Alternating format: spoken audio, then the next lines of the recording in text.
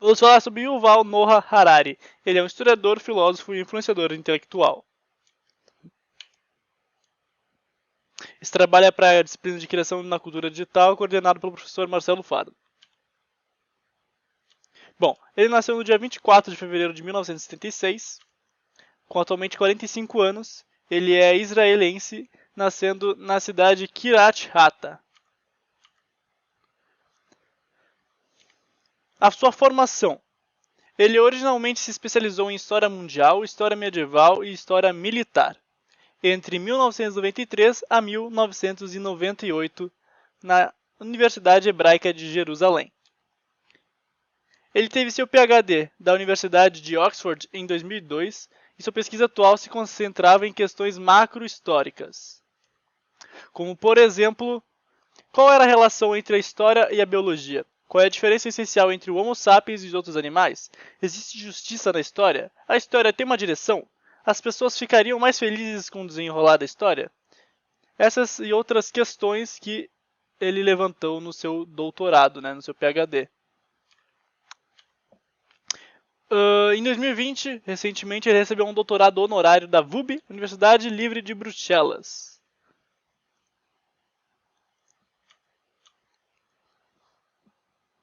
A atuação profissional. Ele atualmente é professor, mas ele já foi um sucesso internacional de seus livros, Então ele é considerado um escritor de best-sellers, como Sapiens, Homo Deus, que eu vou citar posteriormente. Ele atualmente também possui uma instituição de impacto social com projetos nas áreas de entretenimento e educação, cujo principal objetivo é focar o debate político nos desafios globais mais importantes que o mundo enfrenta hoje, a Sapienship. E atualmente, como eu disse antes, ele é professor do Departamento de História da Universidade Hebraica de Jerusalém. Agora vamos falar sobre as obras, os livros que ele produziu. Entre elas tem o Sapiens, uma breve história da humanidade, feita em 2011. Homo Deus, uma breve história da manhã, feita em 2015. Sapiens, em história em quadrinhos. Sapiens, uma gráfica história, feita em 2020, ano passado. E 21 lições para o século XXI, de 2018. Vamos começar então falando primeiro do Sapiens, Uma frase que Yuval fala sobre o livro é: o Homo sapiens domina o mundo porque é o único animal que pode acreditar em coisas que existem apenas em sua própria imaginação, como deuses, estados, dinheiro e direitos humanos. Partindo dessa ideia provocativa, o livro Sapiens ele continua a recontar a história da nossa espécie a partir de uma perspectiva completamente nova. Por exemplo, há 70 mil anos atrás, havia pelo menos 6 espécies humanas diferentes na Terra. E eles eram animais insignificantes. E eles tinham um impacto ecológico menor do que de um vagalume. Mas hoje existe apenas uma espécie humana, o Homo sapiens, que nós que somos os governantes da Terra. O livro ele leva a gente para um passeio pelo longo da nossa história humana, desde as suas raízes evolutivas até a era do capitalismo e da engenharia genética, para descobrir por que somos do jeito que somos. Ele se concentra nos principais processos que moldaram a humanidade e o mundo ao seu redor, como a agricultura, a criação do dinheiro, a disseminação da religião e a ascensão do Estado-nação. Ao contrário dos outros livros do seu tipo, Sapiens adota uma abordagem multidisciplinar que preenche as lacunas entre história, biologia, filosofia e economia de uma maneira nunca feita anteriormente. Além disso, tomando a visão macro e micro, Sapiens transmite não apenas o que aconteceu e por quê, mas também como os indivíduos sentiram aquilo. Algumas das frases e alguns conceitos que ele traz nesse livro são: o dinheiro é o sistema mais pluralista de confiança mútua já concebido, porque o dinheiro é a única coisa em que as pessoas acreditam, que todos confiam, que o capitalismo é a religião mais bem-sucedida já inventada. O tratamento de animais na agricultura moderna é provavelmente o pior crime da história. E apesar de ser muito mais poderosos que nossos ancestrais, não somos muito mais felizes do que eles. Esse e mais outras frases como a revolução agrícola foi a maior fraude da história, porque os sapiens foram domesticados pelo trigo e não o contrário, e também que o sapiens desaparecerá em breve com a ajuda de novas tecnologias dentro de alguns séculos ou ao mesmo décadas, e se atualizarão como seres completamente diferentes. desfrutando de qualidades e habilidades divinas. A história começou quando os humanos inventaram deuses e terminará quando os humanos se tornarem deuses. Né? Então vamos falar um pouco sobre a venda desse livro, né? O quanto que ele conseguiu ganhar. Ele se tornou um sucesso internacional porque ele combinou ideias profundas com uma linguagem claramente atual. Ele adquiriu um status de cult entre diversos públicos, cativando desde adolescentes até professores universitários. Ele possui 16 milhões de cópias vendidas e foi um livro traduzido para 60 idiomas. Por isso ele é um dos 10 mais vendidos do New York Times, que ocupou as posições de primeiro a terceiro lugar na lista de mais vendidos do Sunday Times por 96 semanas consecutivas. Além disso, o Guardian atribuiu ao Sapiens a revolução no mercado de não-ficção e a popularização dos livros inteligentes. Sapiens também foi recomendado por Barack Obama, Bill Gates, Natalie Portman, Chris Evans e muitos outros. Então agora a gente vai sair da antiguidade e vai para o futuro, né? O Homo Deus, que é uma breve história do amanhã. Uma das frases que Yuval Noah Harari cita é que o livro Homo Deus examina o que poderia acontecer ao mundo quando mitos antigos são acoplados a novas tecnologias divinas, como inteligência artificial e engenharia genética. Nesse livro, o professor Harari ele olha para o futuro e explora como o poder global pode mudar, já que a principal força da evolução, que é a seleção natural, é substituída pelo design inteligente. Este livro nos dá um vislumbre dos sonhos e pesadelos que moldarão o século XXI. Por exemplo, no século passado a humanidade conseguiu fazer o impossível, que era controlar a fome, a peste e a guerra. Hoje, mais pessoas morrem de obesidade do que de fome, e mais pessoas morrem de velhice do que de doenças infecciosas. Segundo ele, o sucesso gera ambição, e a humanidade buscará a imortalidade, a felicidade limitada e os poderes divinos da criação. Mas a busca por esses objetivos acabará nos tornando seres humanos supérfluos. Então, para onde vamos a partir daqui? Para começar, podemos fazer as escolhas de hoje com os olhos bem abertos para onde elas estão nos levando. Não podemos parar a marcha da história, mas podemos influenciar a sua direção. Ele oferece uma visão do amanhã que por ora parece incompreensível, algo impossível, até mesmo uma piada para alguns, mas logo aparecerá ser algo inegável. A humanidade logo perderá não apenas seu domínio, mas o seu próprio significado de vida. O livro examina o nosso futuro, combinando ciência, história, filosofia e todas as outras disciplinas intermediárias. Algum dos conceitos que ele traz é que os humanos não vão lutar contra as máquinas, eles se fundirão a elas. Enquanto a Revolução Industrial criou a classe trabalhadora, a próxima grande revolução criará a classe inútil, né, tendo que muitas pessoas ficarão desempregadas, muitas pessoas não terão rumo de vida. Ele traz a ideia de que o futuro, que no fundo será muito parecido com o hoje, que a gente vai ter novas tecnologias, mas a gente vai ter aqueles velhos conceitos humanos como a liberdade, a igualdade, vão nos guiar. Mas nesse livro ele desmonta essas suposições e abre nossos olhos para uma ampla gama de possibilidades alternativas com argumentos bem provocativos em todas as páginas. Como, por exemplo, depois de 4 bilhões de anos de vida orgânica, a era da vida inorgânica está começando agora. E os principais produtos da economia do século XXI não serão têxteis, veículos e armas, mas sim corpos, mentes e cérebros. E o modo como os humanos tratam os animais é um bom indicador de como os futuros seres humanos melhorados irão tratar o resto da gente. Ele também fala que conscientemente renunciaremos à privacidade na busca de uma... Ele também diz que conscientemente a gente vai renunciar à privacidade pela busca de uma saúde melhor e que a maioria de nós não vai conseguir decidir como a tecnologia afetará nossas vidas, porque a maioria de nós não a entende.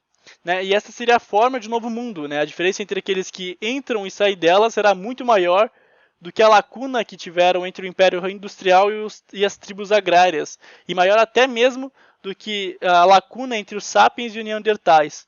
Seria esse o próximo estágio da evolução, que seria o Homo Deus, né, o título do livro. Agora vamos falar um pouco sobre as vendas do livro, né, o quanto que ele foi vendido e quanto ele foi mundialmente conhecido. Ele foi produzido em 2016, aclamado pela crítica, da qual examina os grandes projetos futuros que a humanidade enfrenta no século XXI. Desde a sua publicação, 7,5 milhões de cópias do livro foram vendidas em todo o mundo e traduzidas para mais de 50 idiomas. Bom, vamos agora para 21 lições para o século XXI, né? Uma das frases que o Yuval Noah Harari fala: em um mundo inundado por informações irrelevantes, a clareza é poder. A censura funciona não bloqueando o fluxo de informações, mas sim inundando as pessoas com desinformações e distrações. Yuval Noah Harari. Bom, ao contrário dos outros livros do Yuval, este ele fala sobre o que realmente está acontecendo no agora, no presente. Quais são os desafios e escolhas de hoje e em o que devemos prestar atenção. Ele não fala sobre o futuro, não fala sobre o passado, ele fala sobre o presente e de repente até um futuro mais próximo, certo? Que ele destaca então os impactos da vida cotidiana dos seres humanos em todo o mundo. Apresentando desafios contemporâneos complexos de forma clara e acessível. O livro convida o leitor a considerar valores, significado e engajamento pessoal em um mundo cheio de ruído e incerteza. Ele se concentra nas maiores questões do momento atual, como eu disse anteriormente. Ele desvenda questões políticas, tecnológicas, sociais e existenciais. E algumas das frases e umas perguntas e indagações que o livro traz para o leitor é se irá ocorrer uma nova guerra mundial, se ela está chegando, né, se está vindo até nós. O que podemos fazer sobre a epidemia de fake news? E o que devemos ensinar aos nossos filhos? E essas e outras muitas frases e conceitos ele traz.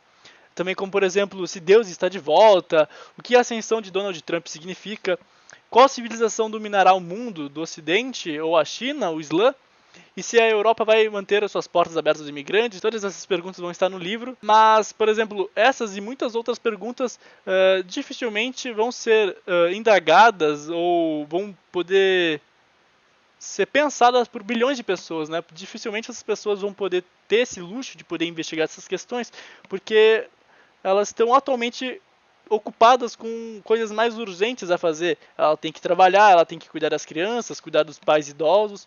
Mas, infelizmente, a história não faz concessões, né? Se o futuro da humanidade é decidido na ausência das pessoas, porque tu está muito ocupado alimentando ou vestindo seus filhos ou fazendo algum trabalho para a faculdade, não significa que você ou eles estarão isentos das consequências, né? Pode ser algo bem injusto, mas a história não é justa, né? Segundo Yuval Noah Harari. No primeiro ano de publicação, ele vendeu 4 milhões de cópias e traduzidas para mais de 40 idiomas.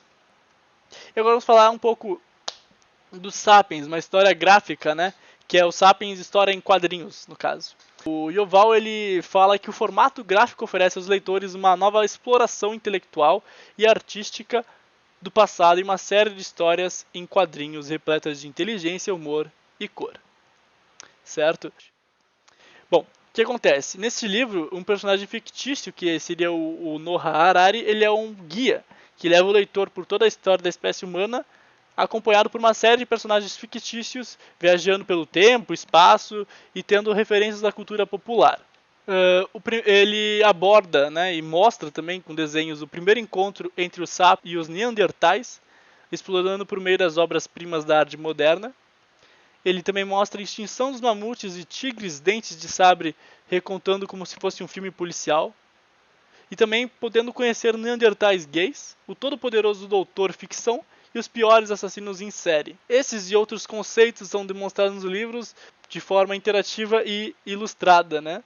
Como, por exemplo, uma das cernes das suas explorações é uma questão pequena, assim dizendo, né? Que como foi possível um macaco insignificante se tornar o governante do planeta, capaz de dividir o átomo, voar até a Lua e manipular o código genético da vida, né? Como que isso foi possível, como que isso aconteceu, né? Um macaco conseguir dominar o mundo, certo?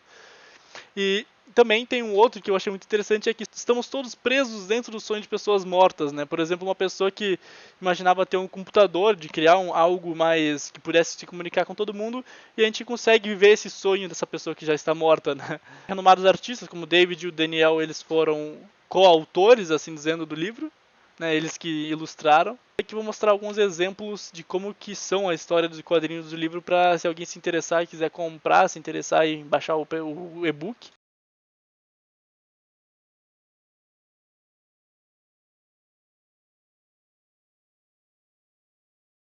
É bem interessante.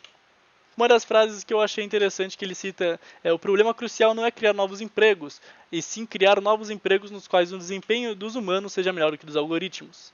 Né, mostrando que futuramente a gente pode ser substituído por máquinas, por robôs, que farão um trabalho bem mais ágil e melhor, mais preciso do que nós humanos, que somos imperfeitos e não conseguimos ter uma técnica tão certeira quanto um robô, né, uma máquina. Uma outra frase também bem interessante é as corporações, dinheiro e nações existem apenas em nossa imaginação.